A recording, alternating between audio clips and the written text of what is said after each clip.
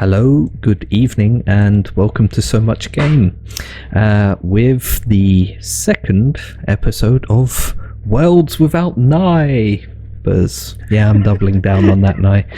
Did that stick, did it? Yeah, that definitely stuck. Okay. We're probably going to change the Revolutionary State of Mert, but Worlds Without Nye-mbers is staying. That's in it for the long haul. Yes. Hello, Veronique and Bubble Reg. Thank you for joining us. If you saw the first episode we did, then there you go. No one wants a world without Nye anyway. That's understandable. In the first episode, we came up with the concept, which involved us coming up with 3 keywords each, which was Napoleonic Wars, or was it just Napoleonic? It was Napoleonic, but I think through going through it, we realised that the Napoleonic era is integral to warfare because it's influenced by his actions. Espionage and necromancy. So those were some interesting ones. And then now I can't remember the ones I came up with. Bureaucracy, mud, bureaucracy, and and what was the last one? I can't remember the last one. High magic. There you go. Okay. Yeah. All right, I remember that. Yeah, because that tied in nicely with how these shifting poles of influence move about. Yes. And so we built the sort of background of the world itself last time on the high level, setting it in a sort of post-revolutionary France style era, pre-Napoleonic Wars. Well, Veronique, the mud actually turned out to be something completely different, which was exactly what I was hoping for. Yeah. We were very surprised with what we came up with, partially because based on the roles we were making with the world building aspects. Yeah, well, that's the fun of using worlds without number. Exactly. I really have to remember to keep calling it worlds without number, because I've noticed that in almost every case I call it worlds without numbers, but there's no S on the end. I don't think it really matters. It's just I'm just saying. It's one number, not multiple numbers. Yeah. Also, on that note, before I go, like and subscribe and follow and do all that sort of stuff and leave comments, because that's great for us. You can get the Worlds Without Number PDF book for, the free version. I think mostly through Drive-Thru-RPG, and then there's also a print on demand and a deluxe PDF version, which definitely also worth it. It's by Kevin Crawford and it's pretty awesome. So there you go. Yeah, I have to add that in. Nye's looking like, I want to get on with it. There's so much world left to build. Yeah. Right, in that case, Nye, we won't keep you waiting anymore. So we finished up last time with 6 major geographical features of our first zoom in, which is the region, which, as we were discussing just before the show, is sort of an equivalent to Europe in size, but it is definitely not Europe, because we're really gonna start breaking away from well, we have a jungle. We have an entire jungle and a bit of desert as well. Exactly. So we have diverged, I would say, fairly. I think to run through them again, there's a weathered mountains, a rather hard boundary between 2 or more nations.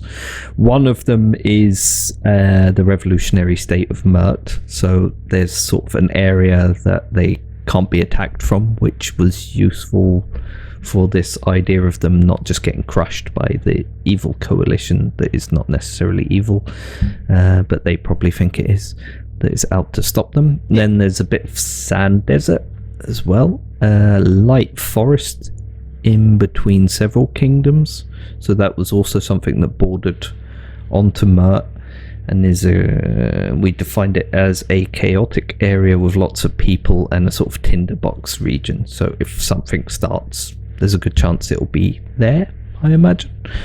Then there's a jungle area, which didn't so much become a jungle as more, well, sort of jungle in the sense of, I think I posited the idea of a subtropical rainforest, like Scotland and China and the area around Vancouver in British Columbia and that sort of thing, and it became a sort of large nation, perhaps akin to Russia, with a massive dense forest with a large dense magical field that isn't as controlled as the other ones.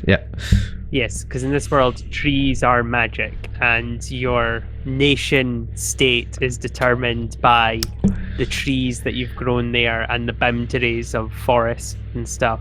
So this nation is like it's just like a huge magical area. I guess is the best way to frame it. But because of that, it's kind of a pain for whoever's governing it to control. Very as difficult. Much for whoever's governing it as whoever decides they want to invade it. Yes. And then there's Russia. Basically, I think that was the conclusion, that's sort of like our Russia equivalent. Then a area of blasted land, which is sort of a no man's land style barrier with no fields, mass deforestation, cracked mud, possibly the result of a previous expedition. I think, if I remember correctly, the idea we were talking about with that was that might be where the nations of the coalition sort of tried to covertly undermine Mert's presence in the area. As they tried to move out into other areas. Yeah, it was an extent. Almost a proxy war in of itself, where it's like the people actually there are like, we don't want either of you here, please leave us alone, and both sides are like, no, we were here first. We're going to boss you around. No, we're here to free you all. Yeah. Boss you around. Yeah. Why did you whisper that to me? I wasn't even supposed to say it out loud.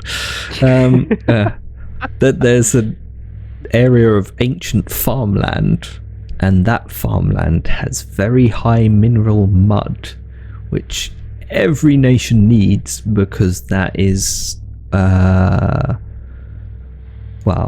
it's a highly important resource, because that's what they're going to be wanting to use to build these tree layers out to expand their and this has made the influence. Kingdom that it's very good for your skin. Yeah, and it's very good for your skin. There you go. Exactly. Probably multiple properties, always good.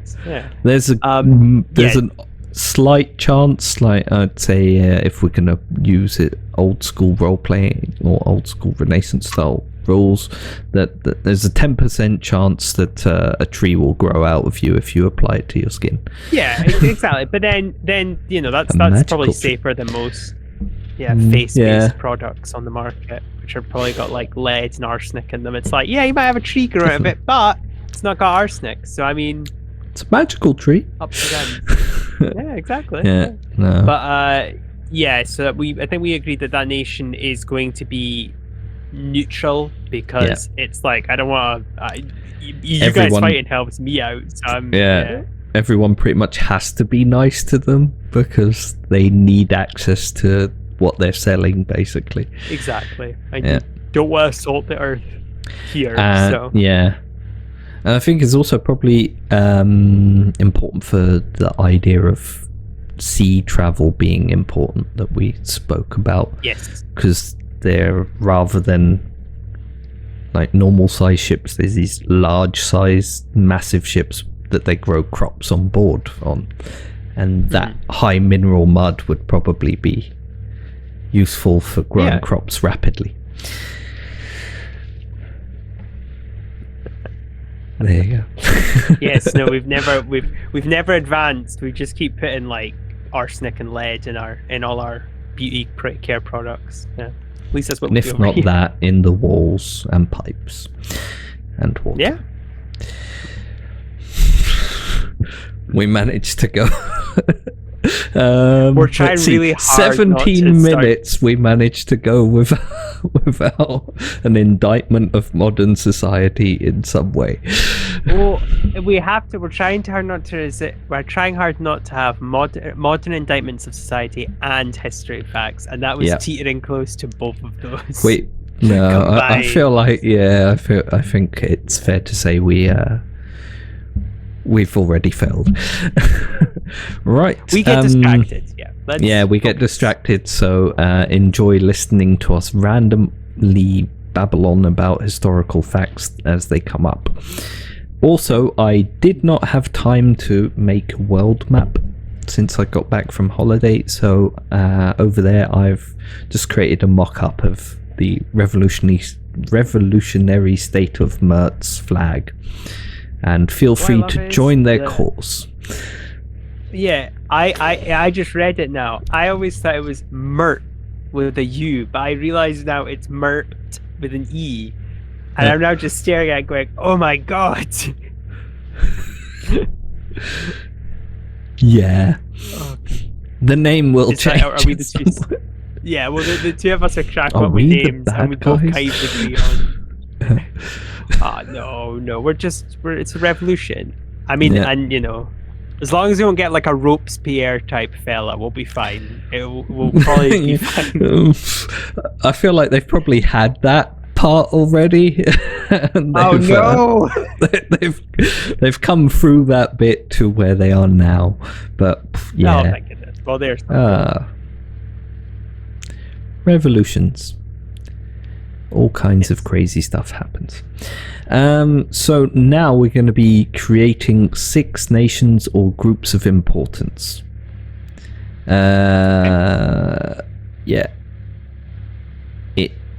Basically the idea is not to pack the region in with, like, if it was an equivalent of that sort of era in Europe, then you'd have all of the various German states that were part of the Holy Roman Empire previously.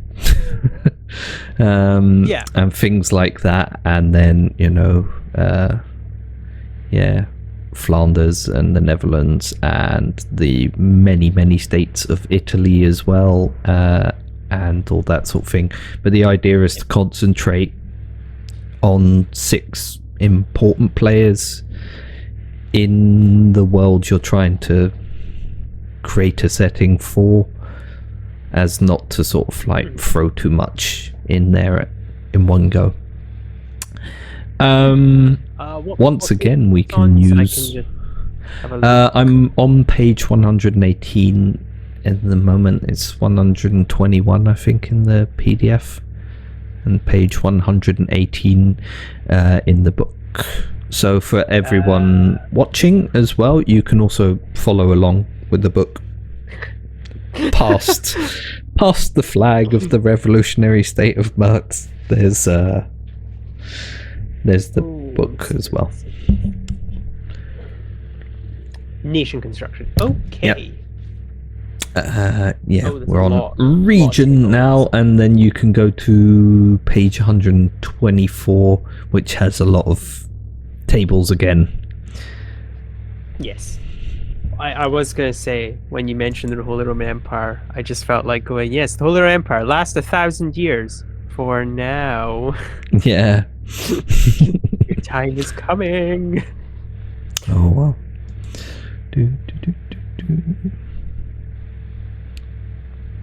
Sorry, there was just some spam in Twitch that I needed to delete. Yeah, so I think we'll go to page 124 and roll on the tables, because let's be honest, you like doing that. I do. It is a favourite of mine. So there's 4 tables. Dispute neighbouring state, positive ties with neighbouring state, current national problems, and good things happening right now, yes? Yep. So yeah. Nations. Are we starting off with Mert itself?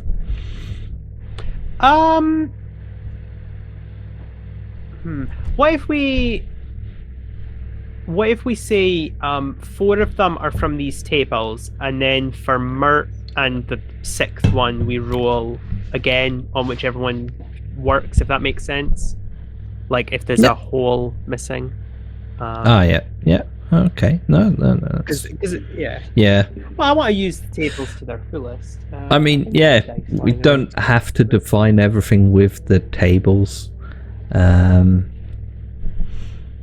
That's fine. Yeah, and also at this stage, as sort of regional level, it also doesn't have to be super detailed. Like, these are the 17 ethnic groups that live in that thingy, and these are all the various large cities, and this is how their entire economies run, and so forth.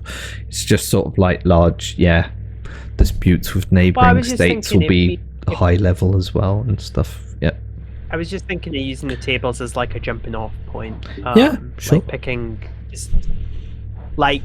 have 2 nations, say 3 nations which things are going okay with, which I know we're wanting to get away from the historical examples, but the 3 in this instance would be the Germanic states that form the Germanic states, the Italian states, and Spain for now. And then obviously the 3 that aren't doing well would be our equivalent, well, not our equivalencies, but would be Britain, Russia, and actually they kind of liked Russia. They had a very back and forth relationship with Russia. Anyway, enough history facts. And I don't know, someone else. Austria, okay. So, what do we want to call this first random state? I know I keep asking you that, and it's a cruel question to ask, because coming up with names on the fly is fun. It's hard. You want to call it hard? No. How about we say, so the first nation will be the one that is the divider with the mountains. Yep. So this is the nation on the other side of the mountains, and we shall call them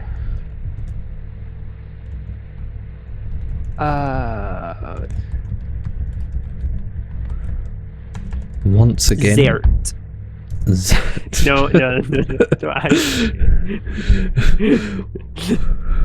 Mert, once Zert, again, Bert. like last time, I'll also be typing everything up as we go, so I may occasionally seem a bit silent, but I'm sure Nye will fill that up with great historical facts for you all watching.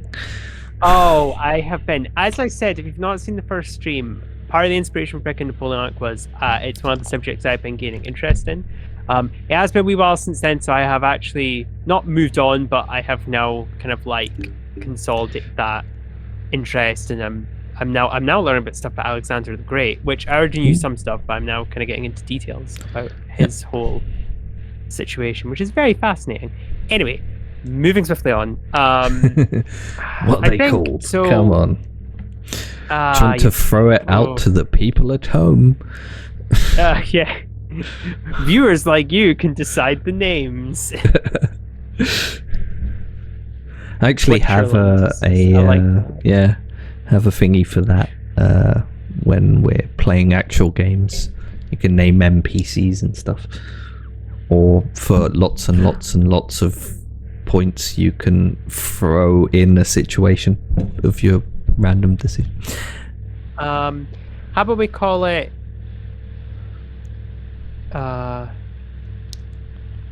Danube. D-A-N-U, Danu. D-A-N-U, yep. Okay. Danu.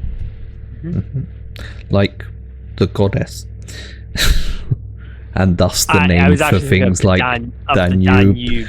And Danubian Federation. Yeah, I couldn't get away from that though. And I know we've been chatting. I don't know how long these names are going to last, so I might as well just fall back to using history. Yeah. That's fine. Okay. And so the nation of Danube. Yeah, and now I'm thinking they'll have a positive. Actually, no, we did say the mountains were a good buffer, so I'm going to say they have a negative relation with them. So, negative relation with our revolutionary state of Mert? Yes. And do you want me to roll or do you want me to make one up? I don't mind either way. It's up to you, Nye. I invited you on to create a world, so you can create a world in the fashion in which you would prefer. I do want to. I do have dice here. Do I have D20? I do not, because I lost it. This is not the bad. I'd give you mine, but it's sort of difficult over the internet. Well, once we get like the Willy Wonka thing where I can just reach through the screen. Really, really fast 3D printers, and I can just send you a dice. Well, Veronique, the idea is I'm sort of doing, I did the same thing with Savino as well, a series using worlds without number or whatever people want to use when they come on,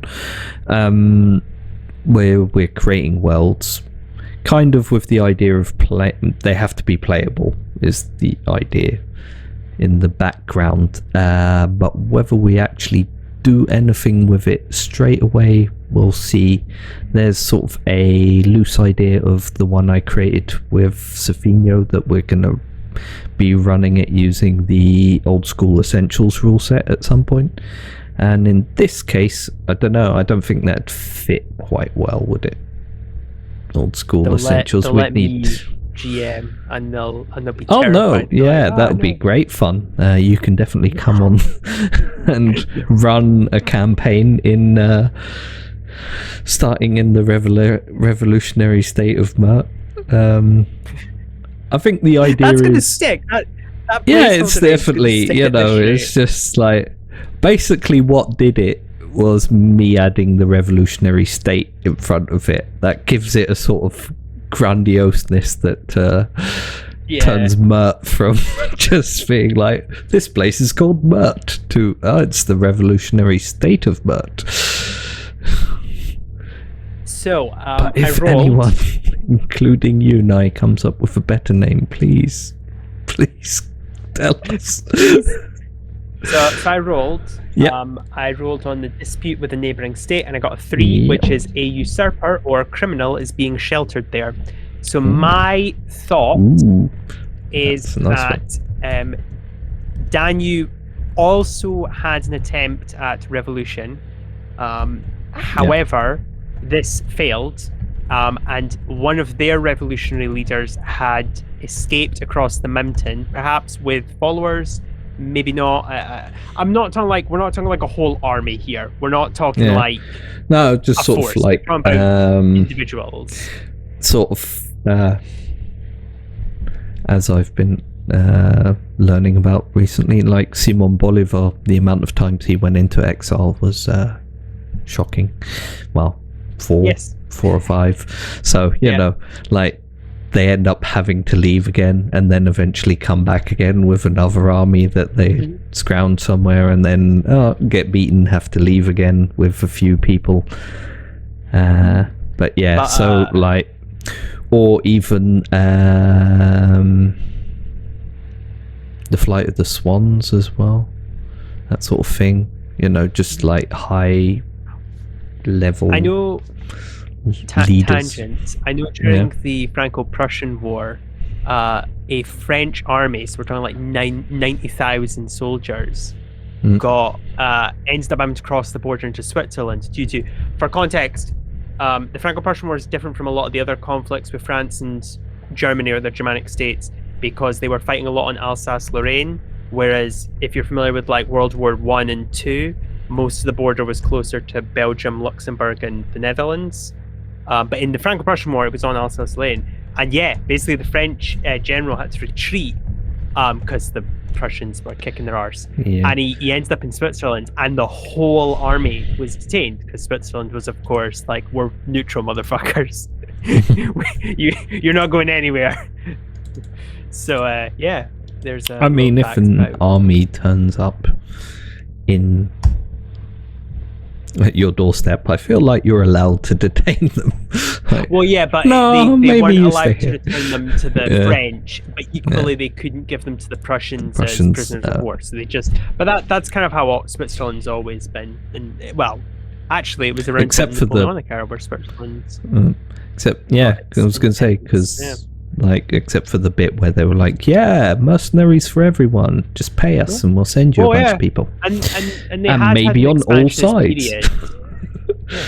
Yeah. Well, yeah, it was Napoleon's actions that, and then subsequently the peace treaty after, which was kind of the first restructuring of the European, like, power balance. I mean, I think I said this last time, but one of the things that's fascinating about Napoleon's actions was a lot of people link it to why a war like the First World War happened, because literally Europe wanted to status quo so hard that it was about, obviously lots of factors led to the First World War, but that kind of status quo, everybody that's in Europe has to be roughly the same power level. So, yeah, but that's can't be like a breakout power. Exactly. Well, that's why the Crimean War was fought, because Russia was like, well, we'll just fucking take the gateway to the Black Sea, and then Britain and France was like, no, Russia. That's too much. You can't have that. Yeah, you're allowed to bully the Ottomans, but you're not allowed to take like territory from them. That's not okay. And Russia was like, what the fuck? And then they fought. But we want most it. people died from disease. Yeah. Pretty much, yeah. Well, it was to do with religious things with the Christians in the Ottoman Empire. Anyway, there's a very long-winded way of saying next world will be based on the Crimean War. See, that would be interesting. That would be more. Yeah, that's I one don't that think a lot of people outside of Europe get taught it. Yeah. I actually only knew about it when I was wee because my gran watched Sharp. Did you ever see that with Sean Bean? Yeah.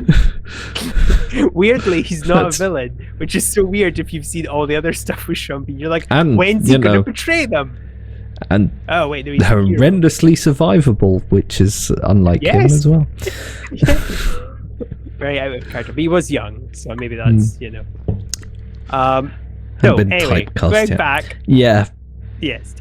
So going back to what I was saying, I think the exiled usurper leaders was an exiled leadership which wanted to bring the same revolutionary fervor to that nation, and Mert has gone, oh, we'll look after them, and Danube is like, well, you're going to give us back, right? And there's this kind of tension where it's like, you know, they're not going to give them back because obviously they're going to execute them, kind of thing, which I think is good. I imagine they probably have had scuffles before, but so what they what are we saying they're doing with these they're housing them. Yeah. Maybe there is a contingent of the Mertian council that wants to like cause an insurrection, and maybe there's some that are like, no, we're gonna get our shit kicked in by everyone else, let's not. So that can maybe be a bit of tension going on, how to deal with that. But yeah, they're already pissing the Danube off because, you know, they have them there and they're not dead. Would be a simple enough. I know that caused, well, that was a big thing with like Leon Trotsky, wasn't it? Like Mexico said, yeah, we'll have you, and like the Soviets were like, give us to him. He's like, no, dude, you can't tell us what to do. We're Mexico. No one tells Mexico what to do. That's a historical fact as well, if you want to. Yeah, funnily enough, for the Anschluss of Austria from Nazi Germany, it was Mexico that's one of the few countries to actually launch a protest, like actually verbally saying to the League of Nations, what the fuck, this is on. which I just think is really nice. Obviously, like the Soviet Union also did that, but you could argue that their reasoning was also because they're fascists and we fucking hate them. Whereas, like, and at some point we're going to attack them, which was the plan as well. But but one came before the other. And then the purges happened, and they were like, you know what? We're not. We'll take a break as long as they don't attack us. Oh shit! Fuck. Yes. So, I think that's enough. Obviously, we can expand. But if we were playing a game of it, that could potentially be an avenue of like how to deal with that. Okay. Do we want? Is it okay if I do the other bad one, or perhaps another? I don't know. Or we still want to talk about Danube. Also, you want to skip to Nation 2 then, for instance? No, is there anything else to talk about Danube? Well, you can basically do the 4 tables: a positive tie with a neighbouring state, current national problems, good things that are happening right now, and then you sort of have 4 key points that tell you what this country is. Sorry, I misunderstood. Oh, okay, I'll do that now. You don't have to do that. You can do it however you want. Stream of consciousness is very much our method, of world building, seemingly, because it just turns into history rambles with Lewis and Nye. Yeah. Where we're super critical of lots of nations. Lots of things, yeah. But that's... Yeah, exactly. Okay, that's allowed. So, we'll do positive ties now. Yep. That's an 11. A hero of this land came originally from there. You don't have to, like, define who it is. That you could just roll them. No. For instance, and say, like, so a hero from one of the other ones that we're going to roll in a minute comes from there, and then you can call back to it when you come across a nation that would seem appropriate from the rolls you get in the other nations. So we're not like doing this with Danube, we're doing this with another state. Oh, no, I mean, like, so basically they have a positive tie. Danube has a positive tie with one of the other nations where a hero has come from one of those nations. Okay, sorry, I misunderstood. Okay, and I moved to Danube and done something heroic, but we might not immediately define what that other nation is until we've got a few rolls from the other nations as well. So I can just. So is this still is this the positive ties that Danube has with someone else? Yeah. So the positive tie is if you want to keep that. Oh no, I do. As I said, I kind of like getting given something and having to work that into a situation and expand upon it. And it's more about injecting the ideas of the world and the story into it rather than trying to like. Because that's part of the reason why I prefer getting given prompts rather than trying to come up with something solely on my own. Because you will eventually homogenize and just start making everything the same. Just for simplicity, because that's how our brains work.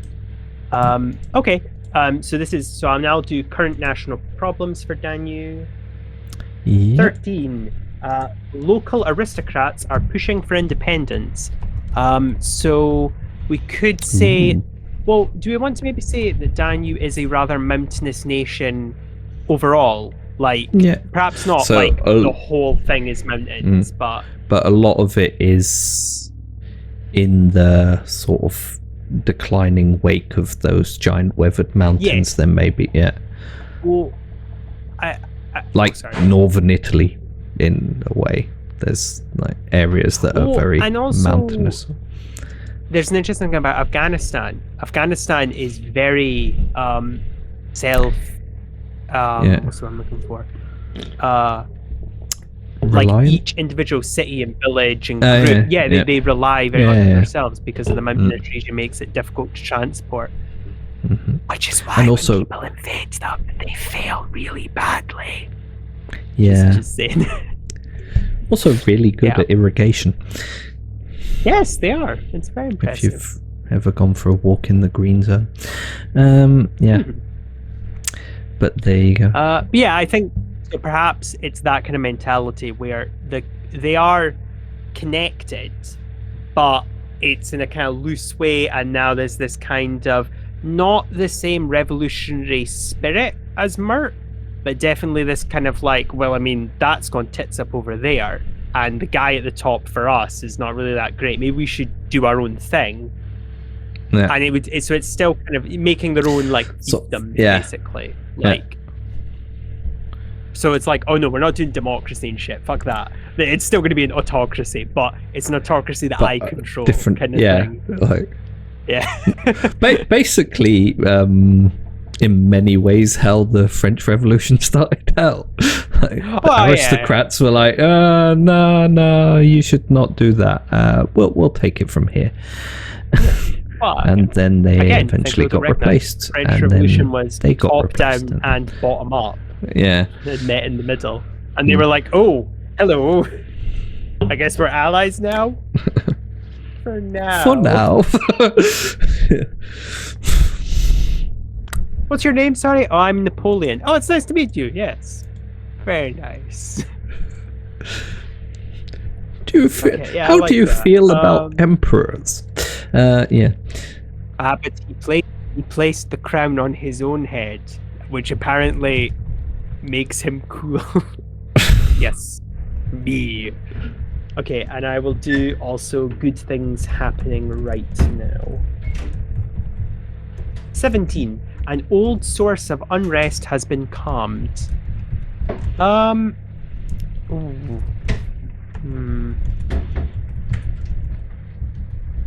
Perhaps we link this to another nation, and they have, with what's been going on in Mert, they have decided to settle their differences and not make an alliance, but make a you don't get in our way, I don't get in your way kind of pact kind of thing. Like freed up one of their borders then. Which might also be, if we want to tie it together, might be why the current national problem has occurred, because the two threats to the nation's sovereignty have Mert and the other one have gone. So now they're like, now the aristocrats are like, well, I mean, now it's my turn. We don't really need to be together anymore. Yeah. We could kind of run our own things and see how that goes. Okay. So that's Danube done. There's only these 4 tables we need to do, yeah? Yeah. Well, you know, if you want to add anything to Danube now, feel free. Maybe I will also later. I'm quickly scrolling down. You can add some. There's a table after that, like a theme for the nation, but that's like an overarching thing. How about we do because as we've said, as we go down, we might start making decisions that are already predetermined, and it can kind of cancel out having to do other stuff. Okie dokie. Okay, so we've done Danube, which is the one connected by mountain. Do we want to do? Oh, what else could we do? How about we do the subtropical rainforest nation now? Jungle nation, Yep. So I shall roll. Surland. I need to give it a name. Instead of Rush. Sir. Syria. No, that's too close to say. Kuv. Kuv. Kuv. KUV. Obviously, I'm referencing Kievan. Yeah. Kuvan. The Kuvans. So it also sounds like the Scottish word for coo. For cow, I should say. So I just actually said the word. Yeah. There's some coos over there, which I have said. And by the way, people saying it's the guess what the Flemish word is for a cow? Oh, I don't know. What is it? Coo. Oh, that's lovely. So there you go. Papa, there are some coos over there. Ah, yes. Yeah. Interesting. So what's the Wallonian for cow? Is it like Vash? Oh, same as French. You can't. It's French. You speak Flemish better than Wallonian, can't you? Yeah, much better. Yeah. Well, Wallonian per se isn't really as much of a language. It's a dialect of French. There's mostly like where Flemish and Dutch are sort of linguistically moving away from each other over time, or were. Yeah. But with the internet might not now, because I suppose like for younger people they're more interconnected, so a lot of it might. French and the French and the people from Wallonia, their French isn't as different. It's sort of more like a dialect. The only thing that they really have that we learnt at school that was a lot different was how they count. Oh, really? But I didn't know couldn't for the life of me remember most of it right now. That's fair enough. Okay. So, I didn't know that. Okay. Yes, so this will be... So jungle, aka subtropical rainforests land. So we shall do that's their the one, Veronique. disputes with a neighbouring state. Probably Mert, but if it's a bit impractical, we might bend things. Okay. 6. A diplomatic marriage is going sour. I know exactly where this is going to go. Oh. So, they thought to themselves, okay, we're going to send one of the royal children down to be married to the kingdom of Mert, and hopefully nothing wrong is going to happen. Like a month later, they get a message saying, oh god, it's in complete fucking revolt. Send help. And I'm going to say that, and that's up to you how far you want to go this, if the royal heir, that's the right word. Yeah, that is the right word. Yeah. Got away or did not get away. But definitely the Cuvians are pissed because they were like, because while for a lot of them there's the kind of classical notion of like, well, we don't want democracy, fuck that. We want our kingdoms to stay intact. For the Cuvians, it's particularly sour because it's like, well, I'm going to say killed. If you would prefer they got away and it's just they've been slighted, I'm happy with either. It's like, well, no, you got one of the royals. Like that's not going to fly. We are now. Yeah. That's like I bite my thumb at you. Yeah. If that I'm makes sense. fine with that. Yeah. Like I said, the idea of this series is basically I invite people on to make their own world, and I just sort of help out a bit. I think, so, well, again, if taken from history, that is what basically happened with Marie Antoinette, which is why I was like, I know this, because, the Austrians were like, whoa, she's literally the sister of our fucking emperor. That's not going to fly, guys. And yet the emperor was like, no, is the emperor is it also that important? Helped out their marital affair, which is very, very bizarre to me. I feel like you keep coming back to that. It's so bizarre. It's like, what goes through your head? I do not care if you're the fucking Holy Roman Emperor. If you're just going to be like, oh yeah, fuck it, yeah, I'm just going to fucking help my brother-in-law with his... But seemingly required help because, there wasn't much going on. No. Like I said last time, I like that idea that they're... much like with the politics, with everything else in his life, he pretty much just wanted to go hunting and be left alone. So, Okay. So we're now going to do the positive ties. Right. So, sorry, I just have to type that up because I was too busy enjoying listening to it. Sorry. So, yeah. Is it inbreeding breeds more inbreeding? That is very true. That is very true. You could have a strong Habsburg jaw, really strong, and like so strong in fact that it juts out. Was it the Prince Heir then, or you're saying, or like a royal heir? I don't think they. Well, in terms of gender, I don't think it really is too big a concern, because ultimately a marriage is a marriage, and also like we don't have to go by the gender or sexual politics of the time. So it could be 2 men, 2 women, 2 non-binary people. A fantasy world of our own creation is entirely free of the stereotypes of our own world and social constraints. No, exactly. I also found out what some non-binary people. So now you have kings and queens. They've gone with the term themperors, which I love, or thempresses. It's the greatest thing ever. I'm like, okay, that's fucking awesome. But yeah, I think I don't know. I'm not too fussed on getting the actual characters down right now. Yeah, that doesn't really matter. Do that at a later date, or if we were making it a campaign, we probably would have to do that. But I think just having them as people, kind of just yes, a person of the royal family attempted to come down. I think Veronique wants you to make a campaign now, so Oh no. You have to. I can only disappoint so much. Right.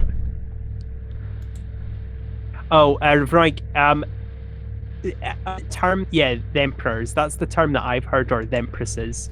But I've only heard of that, so I don't know if that's like an in thing, because maybe the person that I heard it from is like really niche and they just came up with it. But I thought it was really cool. I think it also works because even if it is really niche, it deserves being spread to. Exactly, I like it. Our current free viewers. Thank you, by the way, for watching. By the way, I'm one of those free. Yeah, and being in chat. It's lovely of you to join us. Yes. And it is a good portmanteau. So yeah. So I'm gonna roll the D20 for positive ties, which I have a feeling at this rate, positive ties is going to be to add a nation, because they're not gonna have it with Mert. Everyone hates Mert. I don't know. Yeah. Okay. I'm gonna reroll because I got 11, and I don't want to have. I mean, while it would be funny to have a whole heroic band, I feel that's getting a little. That's 4. Their culture is widely admired here. Ooh. Could be one of the other nations. It could be Danu. No, I think I would like it to be another nation, if that's okay. So maybe just leave that open, and when we get back to doing another nation, we can kind of link them. I'm still thinking of the Danu one as well. I'm just kind of waiting for the right. Because they click, and if they don't click at the end, then we can just roll dice and decide randomly. Well, that's the thing. That was like basically what happened with the mud as well. I threw that out there, and then suddenly we came across something that really fitted it. So it's now worth more than gold. Yep. So I'm sure that will happen here as well. Yes. So, rolling for current national problems. By the way, whilst we're at it, it's like I was thinking. Would you say Danu and Kuv are part of the coalition? Because that might not be a bad idea to sort of just say yes or no. Yes. Nowish, and then we have like an idea. How about we say this? Because at one point or another, because we were talking about coalitions last time, and how coalitions, they made like 7 over the course of the whole period French of Revolution to the Napoleonic Wars. Exactly. How about we say that the coalition has been formed by pretty much every country apart from our super neutral one?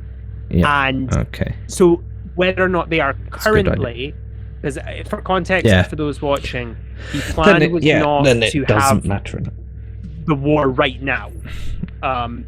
It's kind of on the precipice, and there's that kind of whole atmosphere and threat and danger going on. So it's possible that they might join, but they're contenders, I think is the fairest way to say it. And maybe have formed up at least once.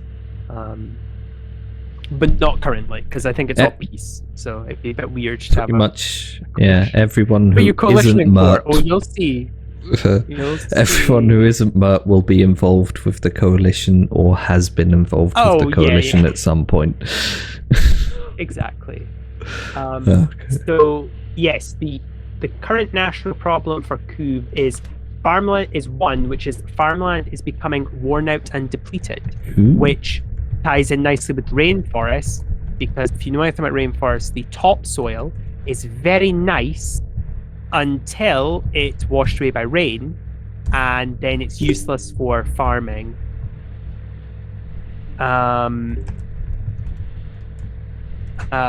Yes, sorry, something has just popped up, and you might now have to do some history facts if that's okay, very quickly, but that's totally fine. That's okay. I will just type that out quickly. I would not be doing this if it was not actually kind of important. That's fine. Don't worry about it. Do you want me to turn your sound off for a second as well, or? No, I don't need to talk to anyone. I just need to message someone. I do apologize, everyone. That's not a problem. Do history facts about Napoleon invading Russia while I'm busy.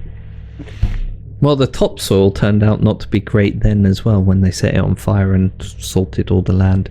But that's really, I'm not the one to come to for history facts. Nye has got that covered. But what can I tell you? Make up history facts. Well, sorry, I'm typing Russia during the fun history fact. Oh, sorry. Go. You go. Go for it. I need to get this done. Sorry. It depends which Napoleon you mean. Bubble Reg, because obviously you have like Napoleon III, which was he was in charge of France during the Franco-Prussian War in 1870, so feasibly he had cars. And then the last Napoleon namesake / heir actually died fighting the Zulus with the British. So there you go.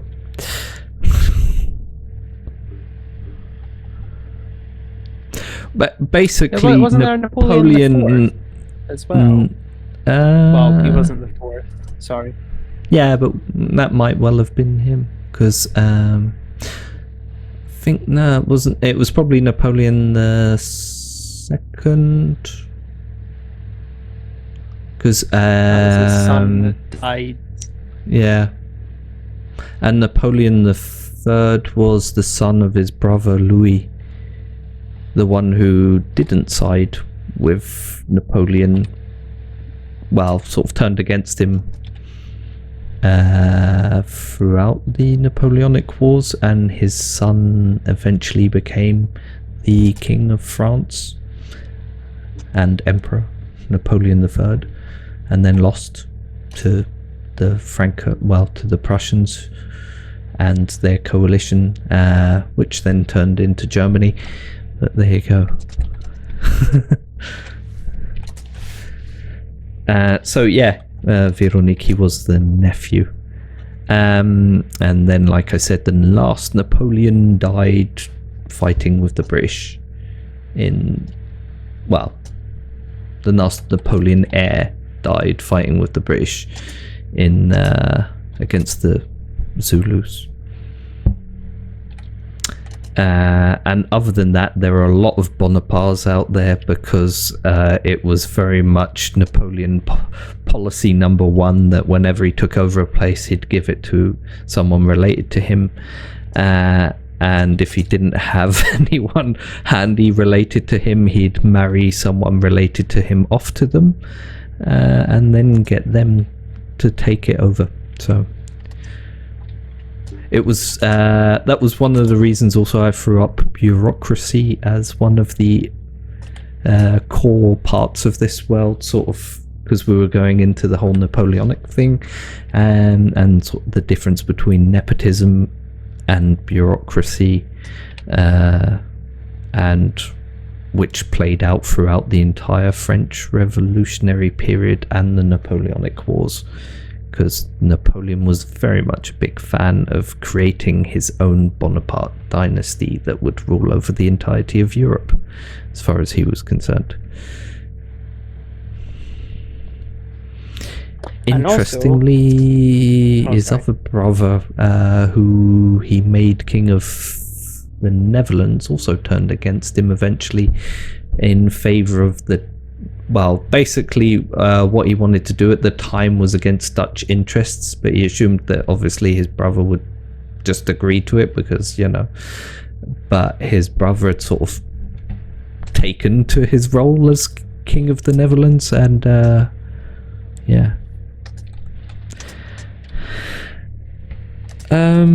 well, that's one of the problems with school history as well.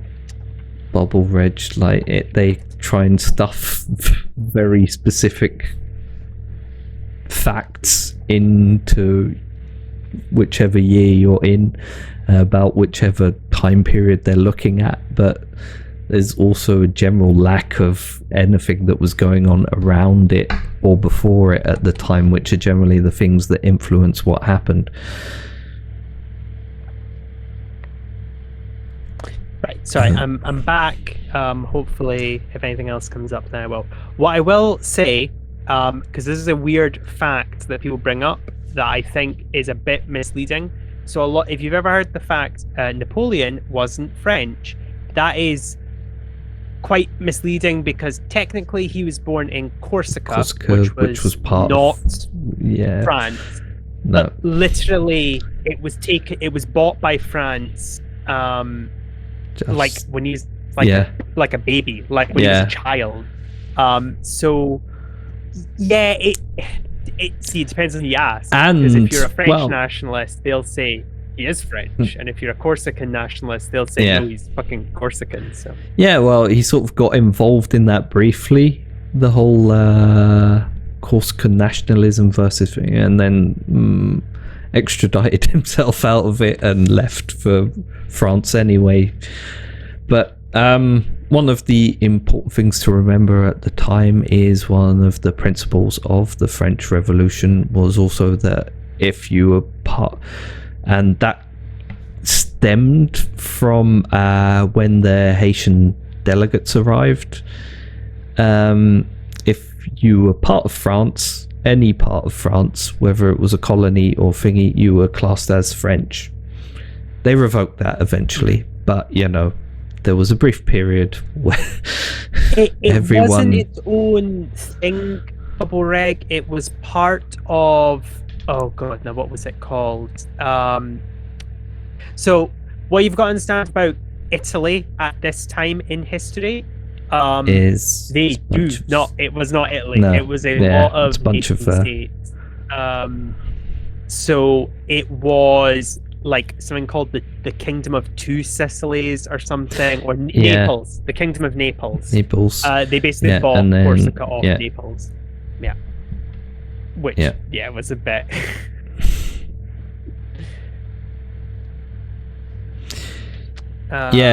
Basically the medieval, Renaissance-y era city-states had amalgamated by then into principalities and small kingdoms and stuff, but there were still a lot of them.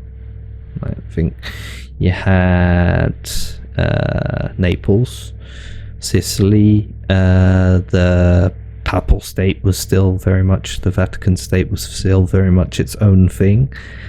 Damn it, I'm forgetting a bunch of them now. Right, sorry about that. We can jump back. If it comes up again, I'll say.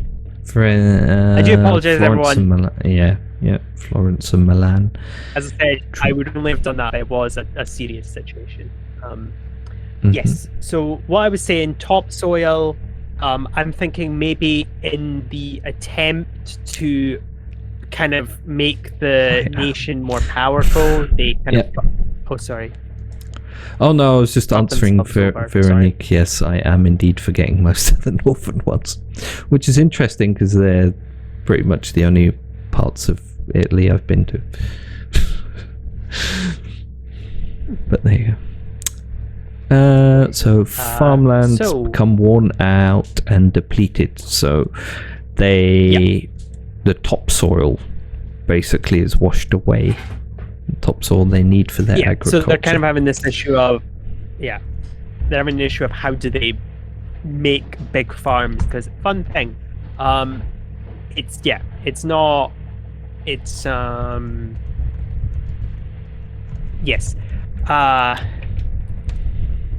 we'll move on because I've had a little brain fart. So, but yes, topsoil. Yeah, no, that's fine.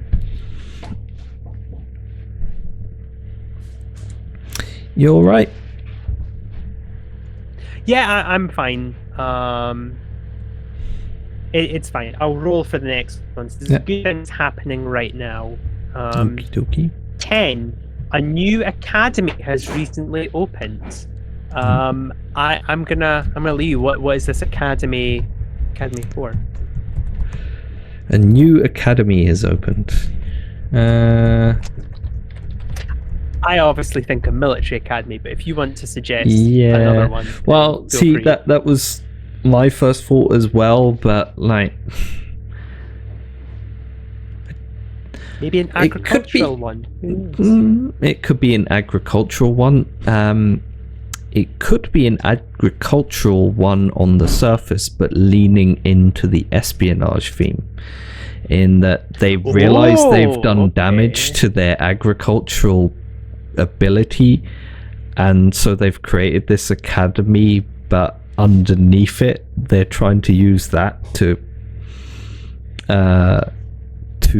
spy on and steal agricultural ideas and information and technology from the other large nations in this case.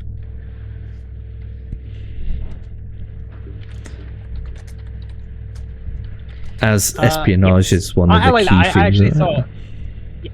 Well, also I like the idea that they do like the turn your shovels into swords kind of mentality as well. So maybe it's a kind of encompassing.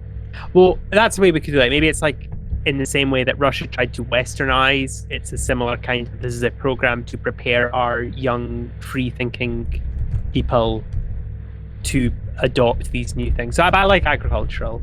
Also, because I went to a college that did a big agricultural course, so I feel very. Okay.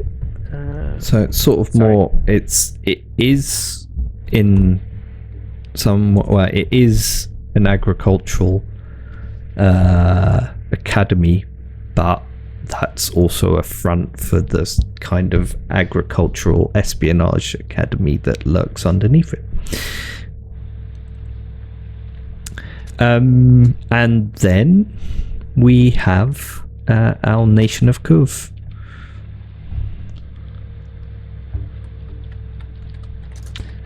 Anything else you want to add to that, or do you want me to keep pretending I know history facts? No, it's fine. I can. No, I can focus now. Sorry. That's okay. It's fine. I think we'll move on to the desert nation, if that's right. Okay. I think we also need to create at least a couple of allies for our revolutionary state.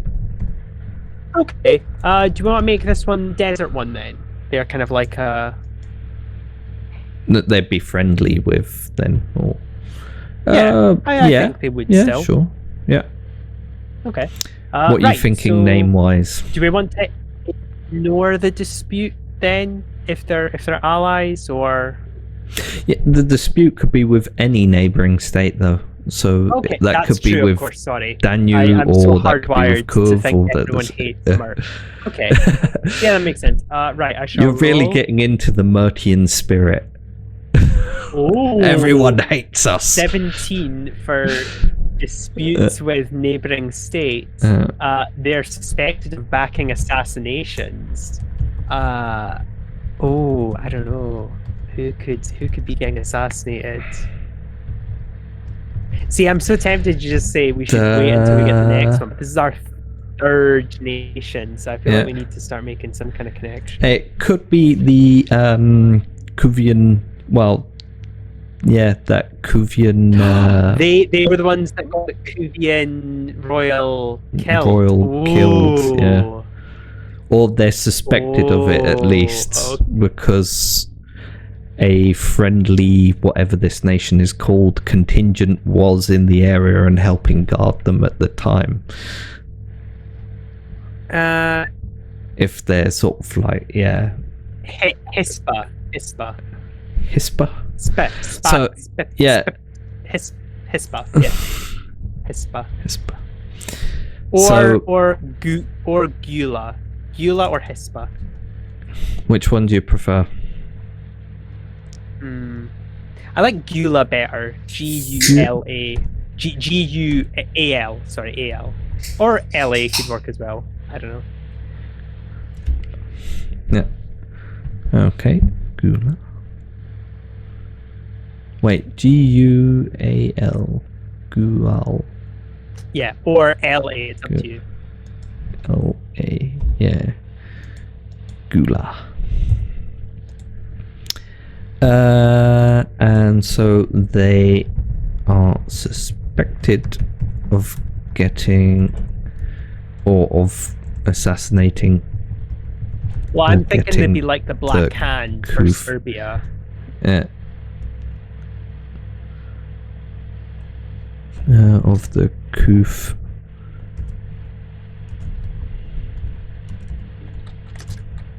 Matian. Royal person. There you go. Yeah. So they are not on friendly terms with Kuf then.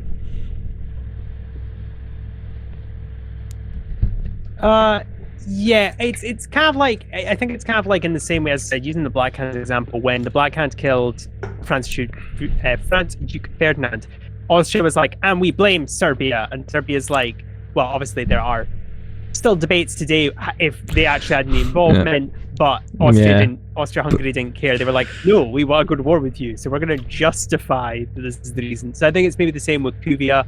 They're like wanting to be like, oh, we just want to get revenge. So even though the assassin might not be related to Gula, we're picking on you because you're related to Mert, and we're just pissed at everybody.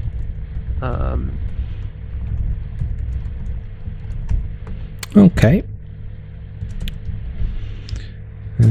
I'll put that one in there as C Serbia. Well, build up to mobile. Well, there we go. At some point we'll stop making analogies. Who do they have a positive tie with? That'll be Mert then, I imagine. Probably Mert. Yeah. So let's roll the d20. Oh, perfect. I love this. It's a 1, which is the ruling classes are related in some way. Yes. We are making the dream come true. The royal families are all intermarried. And it just turns into a family drama very swiftly. So, yes. Yes. How about we say that the new kind of council members have familial connections to Gula. Yeah.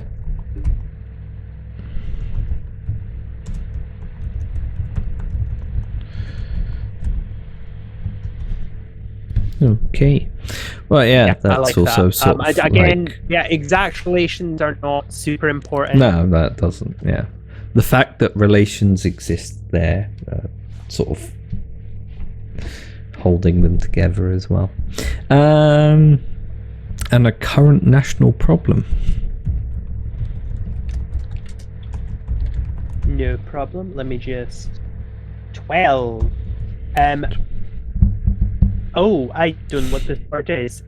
Luxuriance has left. Oh, luxuries have left the nation's coffers bare. Basically, they've been high spenders. I mean, that speaks for itself right there. Yeah. I'll just type that over then. That makes it easy.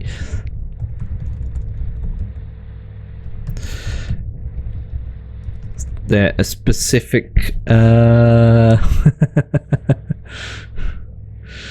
you go, there's some pleading for it to be hornets, but okay, yeah. But let's leave it at luxuriance. They just buy. We still have to buy the bucket loads. We still have to get to our equivalent of Britain, and I mean, I'm more than willing to give them a plague of hornets. Plague of hornets. There you go. So, what kind of luxuries do you think they were throwing their money away on, and who was buying them? Oh, I don't know. I kind of want it to be something silly, if that's okay, because I always feel like when this is, find out what spend money on, fantasy setting anyway, like with the idea of players running or playing in a fantasy game in it, so silly things are allowed. Yeah. I actually can't. What do you guys think for Twitch chat? What would you like to? They're gonna say hornets. You realize that, right? They're gonna be like, yeah, they spent all their money on hornets. They bought hornet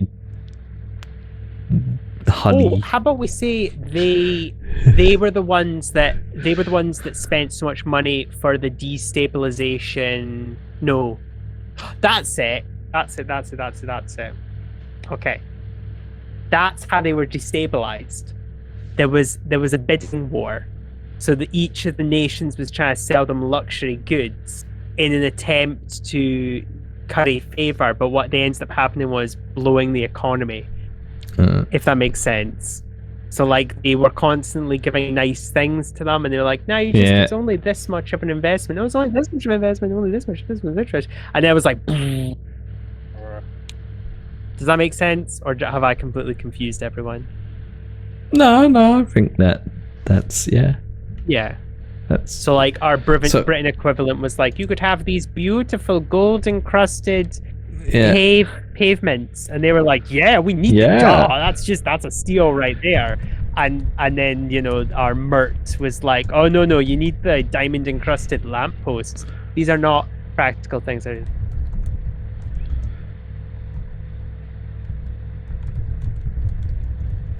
So basically, they were trying to curry favor with other nations by purchasing overly exuberant gifts from them. Well, overly exuberant, yeah. Okay. And what good thing is happening to them right now? Let's have a look. 7. A horrible monster was slain or driven off. Ah, there you go. That gets to the question because well, that was another thing I was thinking about. Like, is this a purely human place? Are there other humanoids around? What are we doing with that as well? And I suppose this is a nice time to sort of think about it as well. Monsters and well, my rule that I have is that I have a big thing against having nations determined by race or things like that. Because last time personally, that's a big no for me. I think it's silly.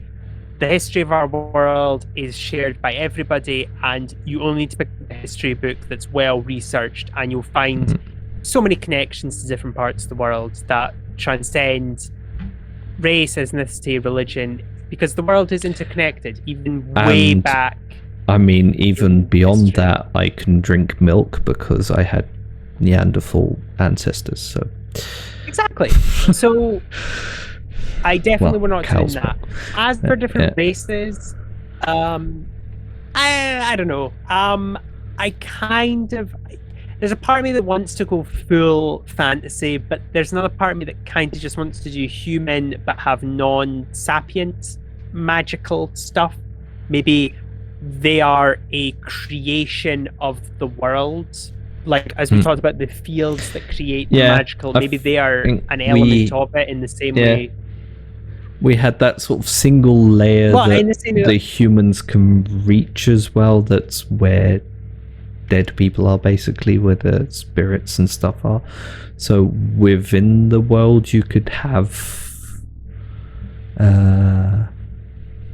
how are you seeing it though? Is it like specifically a representation of things? Or, I think it is like natural biomes where they live in that setting because it supports them. The magical field supports their existence. Okay.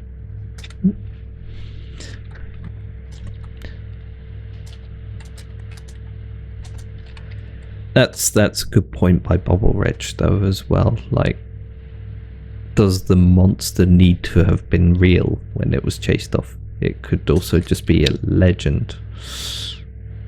Yeah, but I'm a big monster enthusiast, so of course it's got to be real. Go on. How about we go what with monster was it? Kind of. I think we should go with a dragon-like creature. Come on, they're classics, they're iconic, everyone likes them. Something draconic, but obviously there'll be a Nye dragon, so they're going to be like, okay, that's pretty standard. Wait, why can it do that now? Because it's cool. Okay. But again, maybe not getting super specific on the details right now, if that's okay, because obviously if we ever do run this setting, it would maybe have to confer with things the setting can handle, if that makes sense. I don't want to make like a crazy dragon that no system could ever create. Ultimate dragon. Yeah. What? That's the advantage of, in this case, we're creating a world and then potentially running it. Like, once we have the world, we can find a system that fits it rather than the other way around. Because I would like to point out that whilst Worlds Without Number does have its own system in there for RPG playing, not like, there are some things I like about it and there are other things that I probably wouldn't want to. One of the things I find a weird dissonance between the system and the way you make characters is character creation seems really detailed and takes like a fairly long. Well, you've done it as well, haven't you, Nye? With Garblag for what was it? For Duskfall or something like that, or that was using Worlds Without Numbers. Shit. Yeah. It was. But like you create a quite detailed character and it takes a lot of time, but then you also have these sort of very old school style rules with it. So like you're a squishy D4 hit point wizard or something, you know, and then like I don't like that per se, because it's kind of mean to make players go to all that effort, crush their D4 wizard, and then go, well, make another one. It'll only take you another hour, you know. Exactly. And, I do apologize, Veronique. The voice of the people has not been heard on this instance. I will try and get these involved. We will get giant hornets in it at some point. Yeah. Yeah, I promise. We promise that now. Promise. Yeah, promise. Once again, though, you know, that's the same as with mud. Like the idea of the word hornet is up there now. What will it become? Our craziness finds a way. Yeah, always. That's true. We are very much the dinosaurs of Jurassic Park. Yes. So we've got Kuva, Yeah, Gula, we've got Danube. Kuv, Gula, and Danube. Yeah. How about we go for the Britain equivalency, which I am going to call I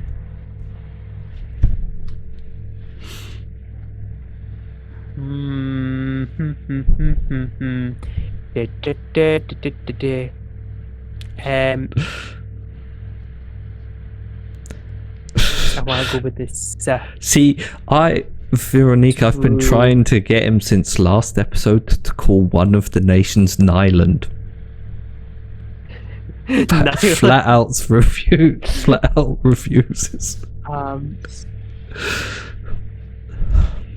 Seco. Seckle.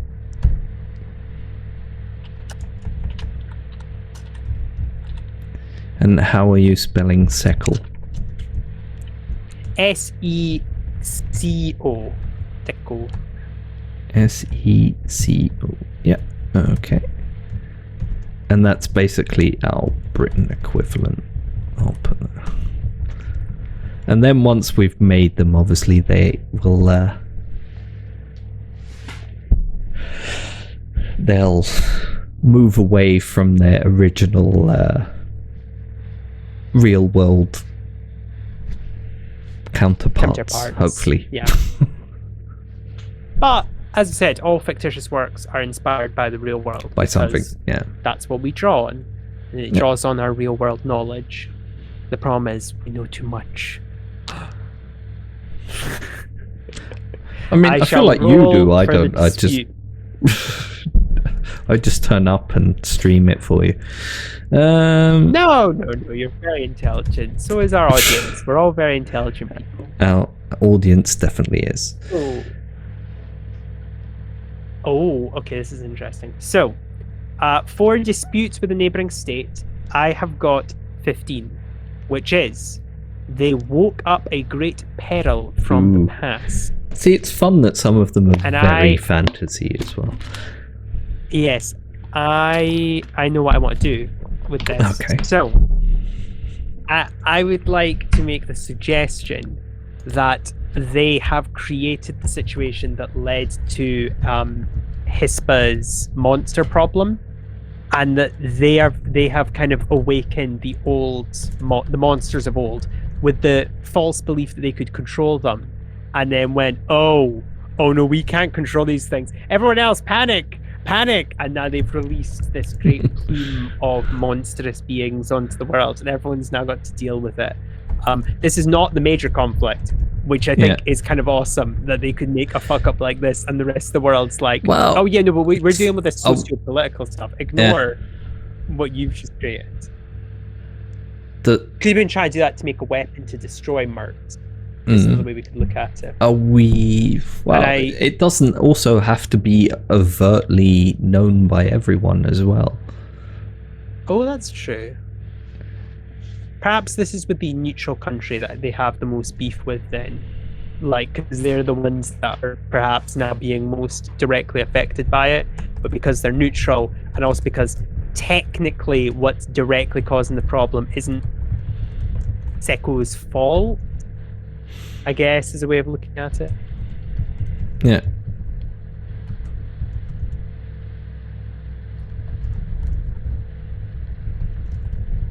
Yeah, sorry, just typing that up. Yeah.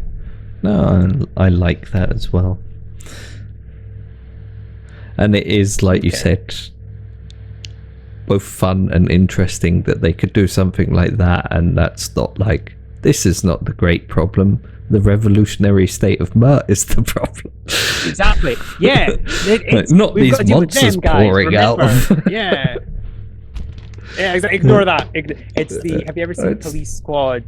Even if you've just seen the clip where Frank Drebin, which is Leslie Nielsen's character, comes out and it's like, please do not be alarmed, and there's all the fireworks going off behind him, and it's like this crazy shit. And he's trying to say to the civilians, "No, please ignore what you're seeing. There's nothing to worry about." Yeah.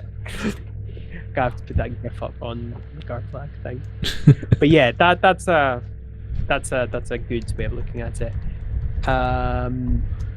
Okay, and what's our positive? I really like that.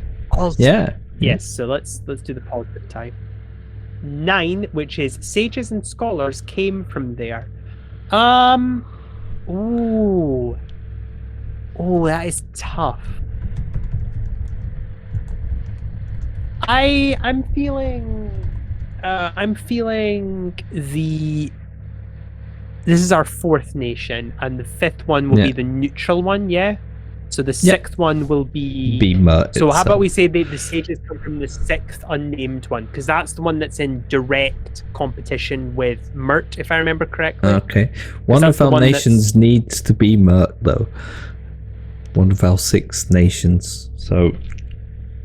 Oh, it does, doesn't it? We could say that the 5th nation is neutral. The sages come from the other one then, the 5th one that I've forgotten about.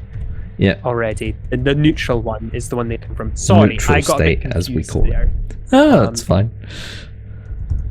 The problem is that from the very beginning, the revolutionary state of Mert has been so ingrained in our minds that we just see it as everything else is built around that.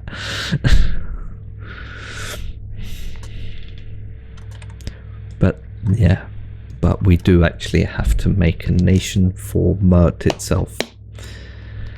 Yeah, of course. The real Hornets were the friends we made along the way. No, the real Hornets will be giant Hornets that we'll put in there at some point just to placate. Well, the giant Hornets are mixed in with the horde of monsters they created. There you go. There's definitely some giant Hornet monsters in there. Current national problem. Let's roll. 20. Savage grudge. A savage grudge has erupted between lords. No, not in our Britain analog. That's impossible. I'm now trying to make some thoughts. I don't want to be lazy and pick some of the stuff we've already kind of discussed, because so I don't want to do the same thing that we've done with Danu or any of the stuff that we've done with exactly. So I want to take a thing that I think would be funny, and I want to make it very petty, because I think that's the only way you can represent aristocrats and lords. So how about we say that they were the ones that naturally put a lot of money in to stop Mert, and now that Mert has not been stopped, they're having a fierce fiscal debate, which has naturally led to a all-out, well, not all-out, but like a kind of like huge disagreement. Like, so different lords are like, well, no, I chipped in this amount. I shouldn't have to be paying for his amounts that he chipped it. That kind of like who. It's basically the thing at a restaurant where you're trying to work out who ordered what, and everybody is that guy that buys the really expensive thing, but insists. Basically, how countries are run. Yeah, exactly. It's how the lord. That's basically what the lords are doing. They're just like, what the fuck, what the fuck is this shit? Yeah, I think that's a good way of doing it. Yeah. Also, because it makes it very silly if you're reasonable. Okay, and now finally is the good things happening right now, yes? Yep. 6. Even they get a new something trade good. route has been forged. Well, obviously, this new trade route has to be with, the super neutral place that has all the great soil. So maybe they've found a way for the boat to move more efficiently or more succinctly. I don't know.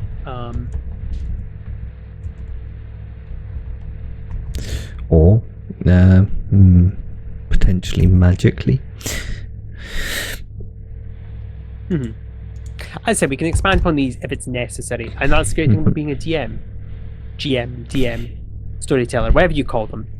is that you have to make this stuff up usually, so on the spot as well, and you have to pretend you have a complete understanding of socio-political frameworks, which I of course do not. Here is my binder that I have created especially for this world. Allow me to open it. It's just a bunch of old newspaper clippings with nothing relevant on them. You just go, yes, I see on page 502 it's